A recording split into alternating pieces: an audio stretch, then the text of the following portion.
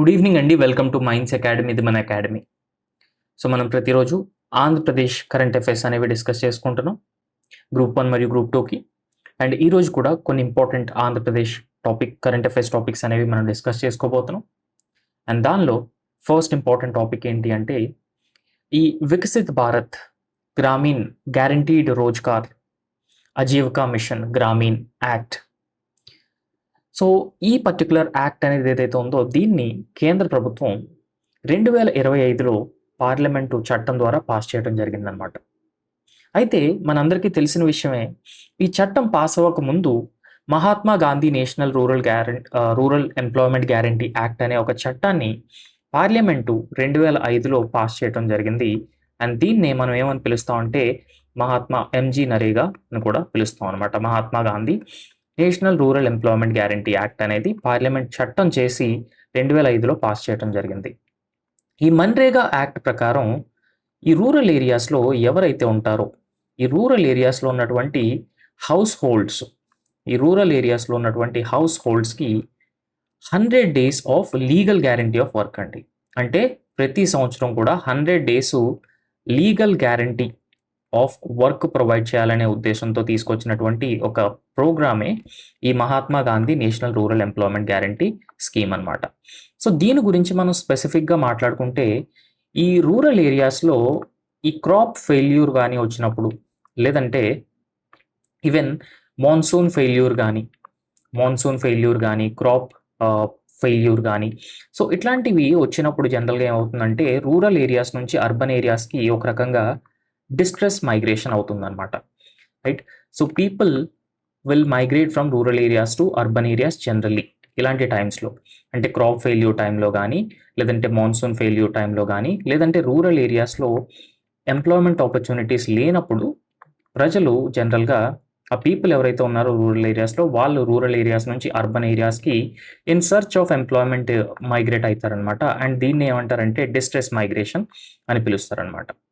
And దాంతో పాటుగా rural ఏరియాస్లో ఎంప్లాయ్మెంట్ ఆపర్చునిటీస్ లేదంటే లైవ్లీహుడ్ ఆపర్చునిటీస్ లేనప్పుడు జనరల్గా ఏమవుతుందంటే ఇది మరింత ఎక్కువగా ఒక రకంగా పేదరికానికి దారితీస్తుంది అనమాట. అంటే ఆ గ్రామీణ ప్రాంతాల్లో పేదరికానికి దారితీస్తుంది. అండ్ గ్రామీణ ప్రజల యొక్క ఆదాయాలు, ఇన్కమ్ ఏదైతే ఉంటుందో ఆ ఇన్కమ్ పైన కూడా ప్రభావం చూపిస్తుంది.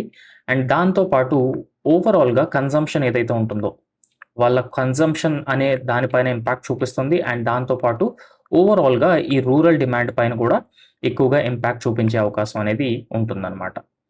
అయితే వీటన్నిటినీ అడ్రస్ చేయాలనే ఉద్దేశంతో, అంటే రూరల్ ఏరియాస్ కేవలం అగ్రికల్చర్ పైన మాత్రమే లైవ్లీహుడ్గా ఉండకూడదు అనే ఉద్దేశంతో కేంద్ర ప్రభుత్వం తీసుకొచ్చినటువంటి పథకమే ఈ Mahatma Gandhi national rural employment guarantee act 2005 అన్నమాట. సో ఈ యాక్ట్ ప్రకారం ఖచ్చితంగా 100 డేస్ 100 రోజులు లీగల్ గ్యారంటీ ఆఫ్ వర్క్ అనేది ప్రొవైడ్ చేయబడుతుంది ఈ రూరల్ ఏరియాస్లో ఎవరైతే ఉంటున్నారో వాళ్ళు, ఇర్రెస్పెక్టివ్ ఆఫ్ వాళ్ళ below poverty line, above poverty line, ఎవరైతే వర్క్ కోసం అడుగుతారో వాళ్ళందరికీ కూడా వర్క్ అనేది ప్రొవైడ్ చేయడం జరుగుతుంది. అయితే ఒకవేళ 15 డేస్లో కనుక వర్క్ అనేది ప్రొవైడ్ చేయలేకపోతే ఈ స్టేట్ గవర్నమెంట్ ఏదైతే ఉంటుందో ఆ స్టేట్ గవర్నమెంట్ అనేది అన్ఎంప్లాయ్మెంట్ అలవెన్స్ కూడా ప్రొవైడ్ చేయడం జరుగుతుందన్నమాట. సో దీన్ని కూడా ఈ Mahatma Gandhi national rural employment guarantee స్కీమ్లో ఇంట్రడ్యూస్ చేయడం జరిగింది. సో దీన్ని ఏమని పిలుస్తారంటే అన్ఎంప్లాయ్మెంట్ అలవెన్స్ అని పిలుస్తారనమాట. అయితే మనందరికీ తెలిసిందే ఈ ఓవరాల్గా 100 డేస్ వర్క్ అనేది ప్రొవైడ్ చేస్తారు. అండ్ దాంతోపాటు ఈ Mahatma Gandhi national rural employment guarantee act అనేది ఏదైతే ఉందో సో ఇది ఒక రకంగా ఈ సప్లై బేస్డ్ స్కీమ్ అనమాట, సప్లై డ్రివెన్ స్కీమ్ అనమాట. రైట్. సారీ, ఇది యాక్చువల్లీ ఏంటంటే demand driven scheme. So demand driven scheme అంటే జనరల్గా ఏంటంటే ఎంతమంది అయితే రూరల్ ఏరియాస్లో వర్క్ డిమాండ్ చేస్తారో వాళ్ళందరికీ కూడా వర్క్ ప్రొవైడ్ చేయడం అనేది ఒక రకంగా డిమాండ్ డ్రివెన్ స్కీమ్ అనమాట ఇది. రైట్. అయితే దాంతోపాటు ఈ Mahatma Gandhi national rural employment guarantee act ఏదైతే ఉందో దీనిలో స్టేట్ గవర్నమెంట్స్ ఎంతమందికి అయితే ఎంప్లాయ్మెంట్ ప్రొవైడ్ చేస్తాయో ఆ ఎంప్లాయీస్ అందరికీ కూడా వేజెస్ ప్రొవైడ్ చేసే కంప్లీట్ బాధ్యత అనేది ఈ సెంటర్ పైన ఉంటుంది అనమాట. అంటే దాని అర్థం ఏంటంటే 100% ఫండింగ్ అనేది కూడా సెంట్రల్ గవర్నమెంట్ ఇవ్వడం జరుగుతుంది ఈ Mahatma Gandhi national rural employment guarantee స్కీమ్లోగా. అండ్ దాంతోపాటు దీనిలో మెటీరియల్ కంపోనెంట్ ఫండ్స్ కూడా ఉంటాయన్నమాట. సో ఈ మెటీరియల్ కంపోనెంట్ ఫండ్స్ అనేవి ఒక్కసారి మనం చూసుకుంటే, సో ఈ వేజెస్ కాకుండా ఇంకా అడిషనల్ ఖర్చులు ఏవైతే ఉంటాయో వాటిని ఈ మెటీరియల్ కంపోనెంట్ నిధులు అని కూడా పిలుస్తారనమాట. సో ఈ మెటీరియల్ కంపోనెంట్ నిధుల్లో మన్రేగా స్కీమ్ ప్రకారం 75% మెటీరియల్ కంపోనెంట్ ఫండింగ్ అనేది సెంటర్ ఇవ్వడం జరుగుతుంది. అండ్ రిమైనింగ్ 25% అనేది స్టేట్ గవర్నమెంట్ అనేది ఇవ్వటం జరుగుతుంది అనమాట.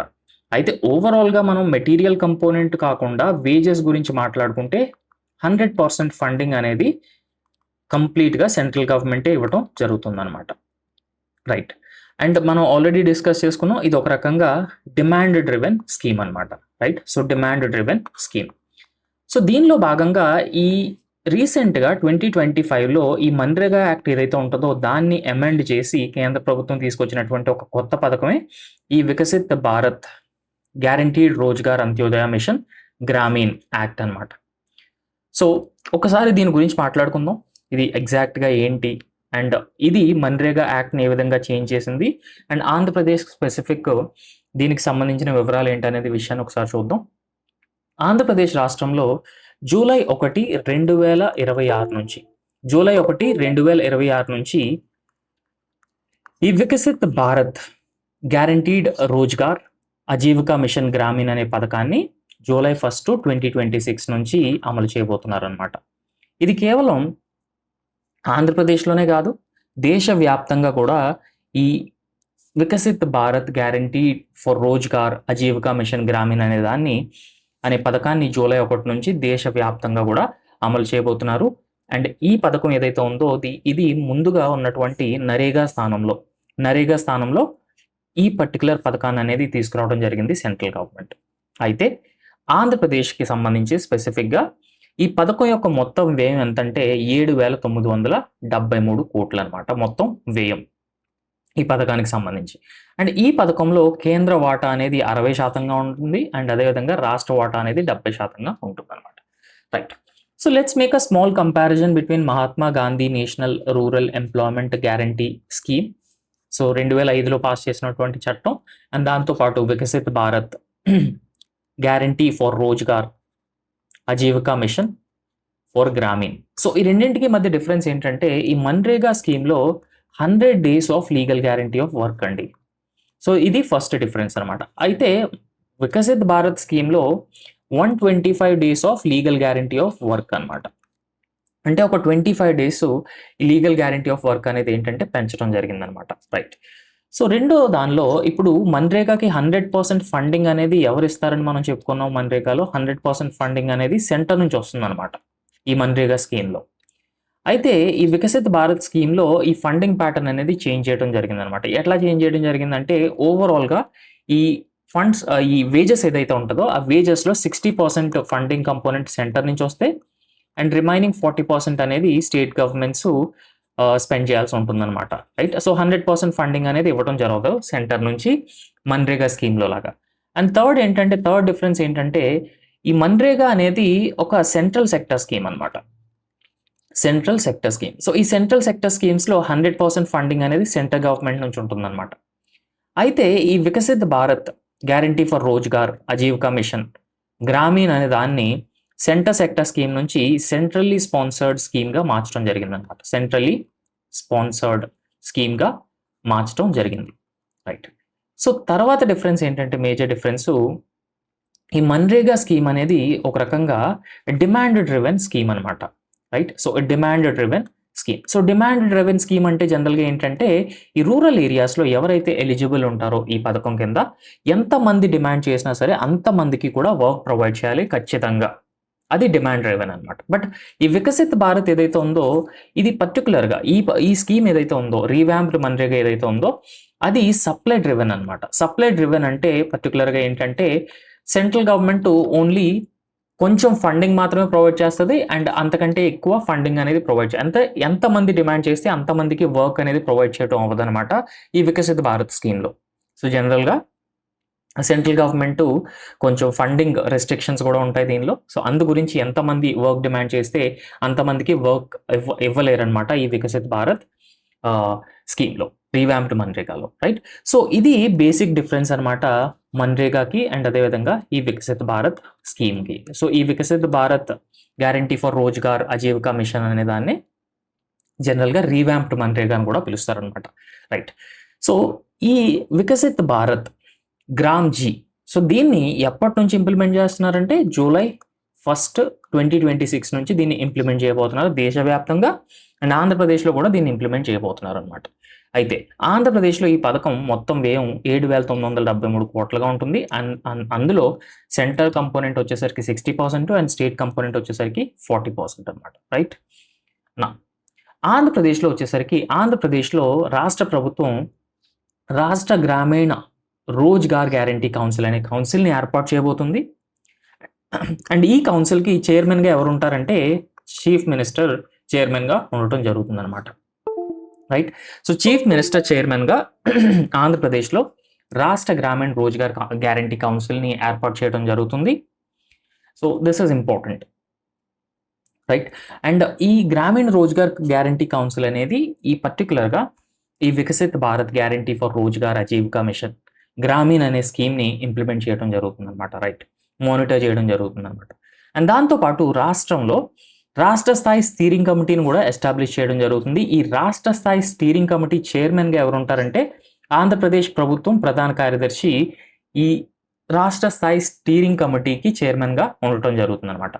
ఈ స్టీరింగ్ కమిటీ అయితేనేమి లేదంటే రాష్ట్ర గ్రామీణ రోజ్గార్ గ్యారంటీ కౌన్సిల్ అయితేనేమి రెండు కూడా ఈ వికసిత్ భారత్ గ్రామ్ జీ ఈ స్కీమ్ ఏదైతే ఉంటుందో దీన్ని ఇంప్లిమెంట్ చేయడంలో ఆంధ్రప్రదేశ్లో చాలా చాలా ఇంపార్టెంట్ రోల్ అనేది ప్లే చేయడం జరుగుతుంది అనమాట, రైట్. అయితే ఈ ఉపాధి హామీ పథకం ఏదైతే ఉంటుందో ఉపాధి హామీ పథకంలో పరిపాలన ఖర్చులకు కేటాయించే నిధులను 5.5% నుండి 9% కూడా పెంచడం జరిగిందనమాట. సో ఉపాధి హామీ పథకంలోనే కొన్ని నిధుల్ని ఈ పరిపాలన ఖర్చులకి, సో దానికి అడ్మినిస్టర్ చేయడానికి అంటే మన్రేగా స్కీమ్ అది ఈ రీవ్యాంప్డ్ మన్రేగా స్కీమ్ని అడ్మినిస్టర్ చేయడానికి అయ్యేటువంటి ఖర్చులు ఏవైతే ఉంటాయో ఆ ఖర్చుల్ని 5.5% నుంచి 9%కి పెంచడం జరిగింది. బెటర్ అడ్మినిస్ట్రేషన్ కోసం, బెటర్ ఇంప్లిమెంటేషన్ కోసం, బెటర్ మానిటరింగ్ కోసం అన్నమాట. అయితే ఈ పథకం అమలుపై రాష్ట్ర ప్రభుత్వం వచ్చే నెలలో నోటిఫై చేయనుంది. అండ్ దాంతోపాటు 2026-27 బడ్జెట్లో కూడా ఆంధ్రప్రదేశ్ ప్రభుత్వం ఈ పథకాన్ని అమలు చేయడం కోసం నిధులు కూడా కేటాయించడం జరిగిందనమాట. సో ఎందుకంటే ఈ రీవ్యాంప్డ్ మన్రేగా స్కీమ్లో జనరల్గా ద ఫండింగ్ ప్యాటర్న్ అనేది 60-40 అయింది కదా. సో 60-40 అవటం వల్ల ఏమైందంటే జనరల్గా ఆంధ్రప్రదేశ్ ప్రభుత్వం అంటే రాష్ట్ర ప్రభుత్వాలు కూడా ఫండింగ్ కేటాయించాల్సిన అవసరం ఉంటుందన్నమాట, రైట్. సో అయితే అన్ని స్టేట్స్కి 60-40 ఫండింగ్ అంటే కాదు. కొన్ని హిమాలయన్ స్టేట్స్కి, నార్త్ ఈస్టర్న్ స్టేట్స్కి ఫండింగ్ ప్యాటర్న్ ఎట్లా ఉంటుందంటే 90-10 ఉంటుంది అనమాట. అంటే 90% of the funding will be given by the centre and 10% of the funding will be given by the respective state governments అనమాట. ఎందుకంటే అవి ఎకనామికలీ బ్యాక్వర్డ్ స్టేట్స్ కాబట్టి ఈ ఫండింగ్ ప్యాటర్న్ అనేది కొంచెం డిఫరెంట్గా ఉంటుంది. ఏ స్టేట్స్ కంటే హిమాలయన్ స్టేట్స్ అండ్ దాంతోపాటు ఈ నార్త్ ఈస్టర్న్ స్టేట్స్ ఏవైతే ఉంటాయో సో నార్త్ ఈస్టర్న్ స్టేట్స్కి ఈ విధంగా ఫండింగ్ ప్యాటర్న్ అనేది ఉండటం జరుగుతుంది అనమాట, రైట్. నెక్స్ట్ వచ్చేసరికి ప్రతి కుటుంబానికి కూడా అంటే ఈ Viksit Bharat guaranteed Rozgar Ajeevika mission Gramin, so ఈ స్కీమ్లో ప్రతి కుటుంబానికి నేను ఆల్రెడీ చెప్పాను 125 రోజుల పాటు ఉపాధి కల్పించడం జరుగుతుంది. అయితే నరేగాలో 100 రోజులు ఉపాధి అనేది కల్పించడం జరిగేది అనమాట, right. So also we have to understand that ఈ నరేగాలో 1/3 ఆఫ్ ద బెనిఫిషరీస్ అంటే ఈ స్కీమ్లో 1/3 ఆఫ్ ద బెనిఫిషరీస్ ఎవరైతే ఉంటారో వాళ్ళు ఖచ్చితంగా ఉమెన్ బెనిఫిషరీస్ అవ్వాలి. And very same thing is for the continued by this particular scheme as well. అయితే శ్రామికులకు ముఖ ఆధారిత హాజరు అంటే ఒక రకంగా బయోమెట్రిక్ అటెండెన్స్ అనేది అండ్ దాంతోపాటు ఈ కేవైసీ కూడా మ్యాండేటరీ చేయడం జరిగిందనమాట. ఈ ఇంప్లిమెంటేషన్లో ఎట్లాంటి కరప్షన్ జరగకూడదు, ఎట్లాంటి లీకేజెస్ ఉండకూడదు అనే ఉద్దేశంతో బయోమెట్రిక్ అటెండెన్స్ దాంతోపాటు ఈ కేవైసీ అనేవి తప్పనిసరి చేయడం జరిగింది. అండ్ రాష్ట్రంలో ఇప్పటికే ఈ 80% ఈ కేవైసీ కూడా పూర్తవడం జరిగింది ఈ మన్రేగా లో ఎవరైతే పార్టిసిపేట్ చేస్తారో వాళ్ళకి. సో, రీవాంప్డ్ మన్రేగాలో ఎవరైతే పార్టిసిపేట్ చేస్తారో వాళ్ళందరికీ కూడా. అండ్ దాంతో పాటు శ్రామికుల కుటుంబాలకు గ్రామీణ్ రోజ్గార్ గ్యారంటీ కార్డులను కూడా జారీ చేయటం జరుగుతుందనమాట. అయితే ఎవరైతే ఈ రీవాంప్డ్ మన్రేగా స్కీమ్‌లో బెనిఫిషియరీస్ ఉంటారో వాళ్ళందరికీ కూడా ఈ గ్రామీణ్ రోజ్గార్ గ్యారంటీ కార్డులనేవి ఇష్యూ చేయడం జరుగుతుంది. అండ్ దాంతో పాటు ఈ వికసిత్ భారత్ గ్రామ్‌జీ ఈ స్కీమ్‌లో జనరల్‌గా ఏంటంటే మన్రేగాలో ఇట్లాంటి కంపోనెంట్ ఏం లేదు. బట్ దీనిలో ఈ కంపోనెంట్‌ని ఇంట్రొడ్యూస్ చేశారు. అదేంటంటే గ్రామాల్లో వ్యవసాయ పనులు జరుగుతున్న సమయంలో కూలీల కొరత రాకుండా ఉండటానికి. అంటే కూలీల కోసం రైతులు ఇబ్బంది పడకుండా ఉండటం కోసం ఒక 60 రోజుల పాటు ఈ రామ్‌జీ పనులనే వాటికి ప్రతి సంవత్సరం కూడా విరామం అనేది ప్రకటించడం జరుగుతుందనమాట. రైట్. అయితే మన్రేగాలో ఇలాంటి కంపోనెంట్ ఏం లేదనమాట. దీన్ని స్పెసిఫిక్‌గా ఈ రామ్‌జీ దీనిలో ఇంట్రొడ్యూస్ చేయడం జరిగిందనమాట. రైట్. సో, దాంతో పాటు కొన్ని ట్రైబల్ డిస్ట్రిక్ట్స్ ఉంటాయి, బ్యాక్వర్డ్ డిస్ట్రిక్ట్స్ ఉంటాయి, డ్రాట్ ప్రోన్ డిస్ట్రిక్ట్స్ ఉంటాయి. ఆ డిస్ట్రిక్ట్స్‌లో అవసరమైతే 150 డేస్ వరకు కూడా వర్క్ అనేది ప్రొవైడ్ చేయాలనమాట. సో, దాన్ని కూడా ఇందులో కంపోనెంట్‌గా ఇంట్రొడ్యూస్ చేయడం జరిగింది. అయితే ఇక్కడ మనం ఒక విషయాన్ని అర్థం చేసుకోవాలి. అదేంటంటే ఇంతకుముందు 100% funding is provided by the centre కాబట్టి స్టేట్ గవర్నమెంట్ పైన అంత ఎక్కువగా ఫిస్కల్ బర్డెన్ అనేది ఉండేది కాదనమాట. బట్ ఎప్పుడైతే దీన్ని చేంజ్ చేసి 60-40 ఫండింగ్ ప్యాటర్న్ తీసుకొని వచ్చిందో సెంట్రల్ గవర్నమెంటు, ఈ 40% ఫండింగ్ కూడా స్టేట్ గవర్నమెంట్స్ పెట్టుకోవటం వల్ల ఈ స్టేట్ గవర్నమెంట్స్ పైన ఎక్కువగా ఈ ఫిస్కల్ బర్డెన్ అనేది ఏదైతే ఉందో ఆ ఫిస్కల్ బర్డెన్ అనేది ఇంక్రీజ్ అవ్వడానికి ఛాన్సెస్ ఉంటాయన్నమాట. రైట్. సో, ఈ ఫిస్కల్ బర్డెన్ ఇంక్రీజ్ అవ్వడం వల్ల రెవెన్యూ డెఫిసిట్ పెరగటం, ఫిస్కల్ డెఫిసిట్ పెరగటం లాంటివి అడిషనల్‌గా ప్రాబ్లమ్స్ ఉంటాయన్నమాట. Right.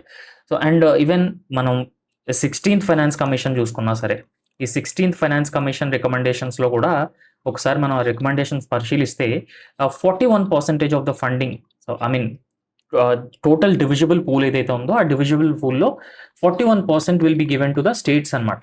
41% will be given to the states and 1% will be given to the union territory of Jammu and Kashmir and Ladakh and their development. And the remaining amount ఏదైతే ఉంటుందో, అంటే రిమైనింగ్ 58% ఏదైతే ఉంటుందో అది సెంట్రల్ గవర్నమెంట్ దగ్గర ఉంటుందన్నమాట డివిజిబుల్ పూల్‌లో. రైట్. సో, స్టేట్స్ ఓన్లీ అన్ని స్టేట్స్ కలిపి ఈ డివిజిబుల్ పూల్ ఆఫ్ టాక్సెస్‌లో కేవలం 41% మాత్రమే వస్తుంది సెంటర్ నుంచి. అండ్ దాంతో పాటు ఇట్లాంటి అడిషనల్ ఫిస్కల్ కన్‌స్ట్రెయింట్స్ కూడా ఉంటున్నాయి. ఫిస్కల్ బర్డెన్ కూడా ఉంటుంది. అండ్ దాంతో పాటు రీసెంట్‌గా ఈ సెస్ అండ్ సర్చార్జ్ ఏదైతే ఉంటుందో వాటి ఓవరాల్ టాక్స్ కలెక్షన్‌లో ఈ సెస్ అండ్ సర్చార్జ్ కూడా ఎక్కువైపోవటం అదొక పెద్ద సమస్య అనమాట. సో, సెస్ అండ్ సర్చార్జ్ ఎక్కువైపోవటం వల్ల ఇంకొక విషయం ఏంటంటే సెస్ అండ్ సర్చార్జ్ అనేవి ఈ డివిజిబుల్ పూల్‌లో they are not part of it అనమాట. అంటే సెంటర్ ఇంపోజ్ చేయొచ్చు, కలెక్ట్ చేయొచ్చు అండ్ ఆ కలెక్ట్ చేసింది స్టేట్‌కి పంచి ఇవ్వదనమాట. అది పెద్ద ప్రాబ్లమ్ ఇక్కడ. రైట్. సో, దానివల్ల ఈ మన్రేగాలో మళ్ళీ దీన్ని సెంట్రల్లీ స్పాన్సర్డ్ స్కీమ్‌గా చేసి ఈ ఫండింగ్ ప్యాటర్న్ కూడా 60-40 చేయటం వల్ల అడిషనల్‌గా ఫిస్కల్ కన్‌స్ట్రెయింట్స్ అనేవి స్టేట్ పైన ఉండటం జరుగుతుందనమాట. Anyway, that's all for today and thank you so much.